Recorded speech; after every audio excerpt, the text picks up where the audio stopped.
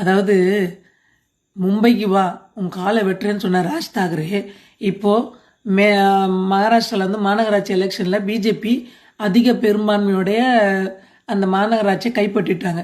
இப்போது அண்ணாமலை அவர்கள் வந்து மும்பைக்கு வரப்போகிறார். நீ என்ன பண்ண போகிற? ராஜ் தாக்கரே கிட்ட தான் கேட்குறேன். அதாவது இவங்க எப்படி திரும்ப நடிக்கிறானுங்க, மண்ணின் மைந்தர் வீர சாவகர் அவரை வந்து ராகுல் காந்தி காங்கிரஸில் ராகுல் காந்தி தலைவர் வந்து தப்பாக பேசும்போதெல்லாம் வாயை திறக்க மாட்டானுங்க. அப்போல்லாம் இவங்களுக்கு வந்து அந்த மொழி வரி வராது.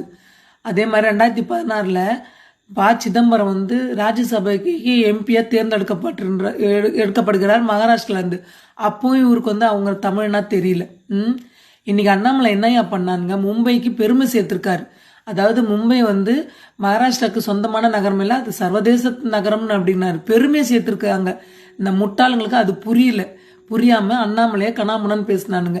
இன்னைக்கு அந்த வெறுப்பு அரசியல் என்னாச்சு, பிஜேபிக்கு அதிக வெற்றி கிடைச்சிருக்கு.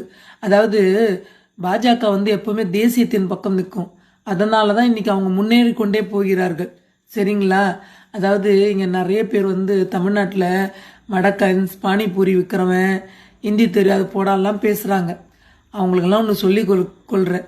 இதே மும்பை மாநகராட்சியில் என்ன நடந்ததோ வெகு விரைவில் வந்து தமிழ்நாட்டிலே அதுதான் நடக்கும்.